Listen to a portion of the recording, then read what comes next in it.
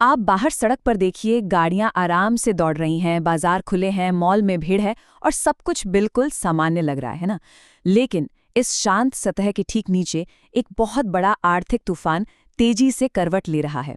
आज के इस एक्सप्लेनर में हम सीधे डेटा और ग्राउंड फैक्ट्स के जरिए इस खामोश तूफान को डिकोड करेंगे, जिसे एक्सपर्ट्स दी ऑयल स्टॉर्म कह रहे हैं। तो चलिए बिना किसी देरी के शुरू करते हैं। ओके, चलिए इसमें थोड़ा डिटेल में जाते हैं। स्क्रीन पर ये नंबर देखिए, 61,000 करोड़ रुपए। ये कोई छोटा मोटा अमाउंट नहीं है। ये वो भारी भरकम रकम है जो अप्रैल के सिर्फ शुरुआती 15 दिनों के अंदर बैंकों से कैश के रूप में निकाल ली गई है। मतलब लोगों ने रातों रात अपने बैंक खातों से इतना पैसा गायब कर दिया। नोटबंदी के बाद से अगर हम देखें तो बैंकों से इतनी बड़ी निकासी का ये सबसे बड़ा आंकड़ा है। लेकिन सवाल ये है कि अचानक आम जनता से लेके बड़े बड़े इन्वेस्टर्स तक इतना सारा कैश क्यों निकाल रहे हैं? इसका जवाब हमें इंडस्ट्री के जाने माने दिग्गज उदय कोटक जी की इस हालिया चेतावनी में मिलता है। उन्होंने साफ शब्दों में एक मेजर इकोनॉमिक शॉक यानी एक बहुत बड़े आर्थिक झटके का अलर्ट दिया है। अब देखिए, जब इस लेवल के एक्सपर्ट ऐसी बात कहते हैं ना, तो एक बात तो तय है कि 61,000 करोड़ का ये कैश विड्रॉल कोई इत्तेफाक नहीं है। ये एक आने वाले गंभीर खतरे का बहुत ही स्पष्ट संकेत है। तो इस खतरे की असली वजह क्या है? आइए देखते हैं हमारे पहले सेक्शन में, द लूमिंग इकोनॉमिक शॉक। इसे ऐसे समझिए, करीब 1 महीने पहले मिडिल ईस्ट में जो तनाव शुरू हुआ, उसके कारण वहां से आने वाले क्रूड ऑयल की सप्लाई अचानक रुक गई। अब हमारे देश के पास जो फ्यूल रिजर्व था वो मुश्किल से 2 महीने का था, जो कि अब धीरे धीरे खत्म हो चुका है। और क्योंकि अब चुनाव भी खत्म हो गए हैं, तो पेट्रोल और डीजल की जो कीमतें अभी तक थमी हुई थी, उनमें बढ़ोतरी का सीधा और तगड़ा असर अब वर्तमान अर्थव्यवस्था पर पड़ने लगा है। और ये पॉइंट बहुत बखूबी समझाता है हमारा अगला section, the fuel crisis chain. ये पूरा खेल एक चेन रिएक्शन की तरह है।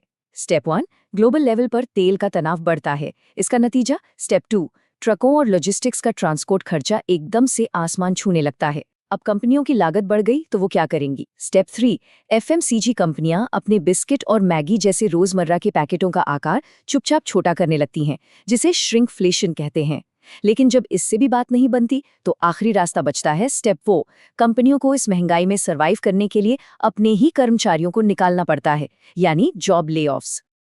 अब इस माहौल में इंटरनेट पर क्या चल रहा है, चलिए देखते हैं section 3, social media fear versus facts. आपने भी व्हाट्सएप या सोशल मीडिया पर वो मैसेज जरूर देखे होंगे। एक तरफ वो डर है जो धड़ल्ले से बेचा जा रहा है कि भाई पूरे देश में फिर से लॉकडाउन लगने वाला है या पेट्रोल कल ही 150 रुपये पार हो जाएगा। देखिए, डर बहुत तेजी से बिकता है। लेकिन दूसरी तरफ हमारी जमीनी सच्चाई है। तथ्य ये बताते हैं कि पूर्ण लॉकडाउन किसी भी सरकार के लिए हमेशा एकदम आखिरी विकल्प होता है, क्योंकि इससे इकोनॉमी पूरी तरह टूट जाती है। और रही बात महंगाई की, तो ये एक इकोनॉमिक साइकिल है, कोई राष्ट्रीय आपातकाल नहीं। तो इस अनिश्चितता में लोग कर क्या रहे हैं?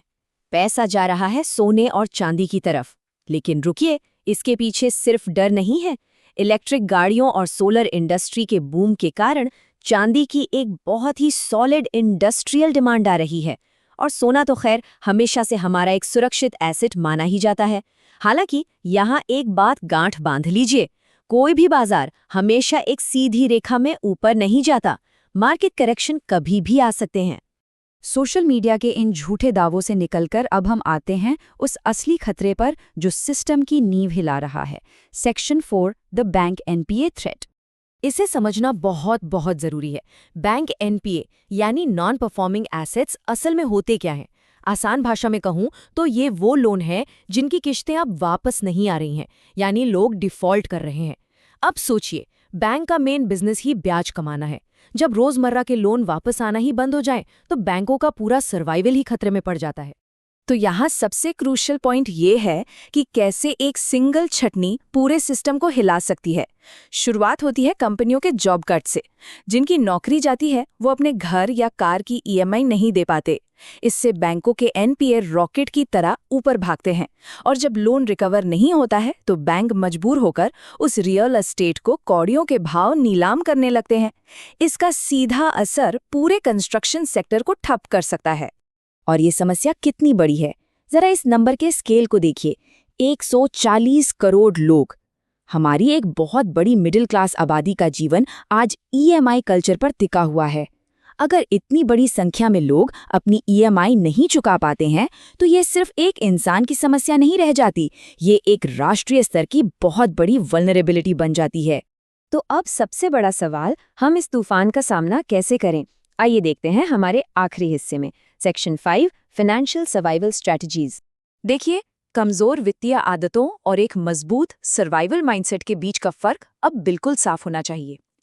एक तरफ वो आदतें हैं जो आपको रिस्क में डालती हैं, जैसे सिर्फ अपनी एक सैलरी पर निर्भर रहना और फालतू के खर्चे करना। दूसरी तरफ हैं आपकी सर्वाइवल आदतें। आज के समय में गैर जरूरी लग्जरी, महंगी छुट्टियां और दिखावे के खर्चों पर तुरंत ब्रेक लगाना ही समझदारी है। इस सोर्स मटेरियल के हिसाब से इस आर्थिक तूफान से निपटने का एक बहुत ही प्रैक्टिकल 3 स्टेप सर्वाइवल प्लान है। पहला काम, अपना इमरजेंसी फंड बनाइए। दूसरा, एक अच्छा हेल्थ और टर्म इंश्योरेंस लीजिए। और तीसरा, कमाई के नए रास्ते खोजिए। यहाँ इंश्योरेंस वाला पॉइंट बहुत बहुत अहम है, क्योंकि खुदा ना खास्ता कोई मेडिकल इमरजेंसी आ गई तो ये इंश्योरेंस ही आपके जीवन भर की जमा पूंजी को एक झटके में उड़ने से बचाएगा। और जब हम इमरजेंसी फंड की बात करते हैं तो ये नंबर आपके दिमाग में छप जाना चाहिए।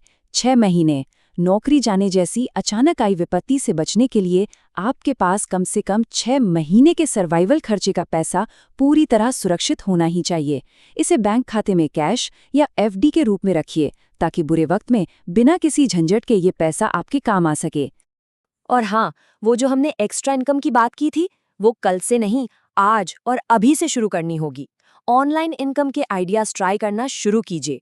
देखिए, इंटरनेट पर रातों रात कोई अमीर नहीं बनता। एक सही इनकम स्ट्रीम खोजने में समय लगता है। इसके लिए धैर्य चाहिए, 2-4 बार फेल होने की हिम्मत चाहिए और लगातार कोशिश करते रहने का जज्बा चाहिए। तो इस पूरे एक्सप्लेनर के अंत में मैं आपको एक बहुत ही अहम सवाल के साथ छोड़ना चाहती हूँ। जब अगला आर्थिक डोमिनो गिरेगा, और वो गिरेगा जरूर, तो क्या एक आम घर उसका शिकार बनेगा या फिर एक तैयार सर्वाइवर बनकर खड़ा रहेगा? इन तथ्यों को समझना और आज ही अपने वित्तीय भविष्य का कंट्रोल अपने हाथों में लेना, बस यही इस तूफान से बचने का एकमात्र रास्ता है।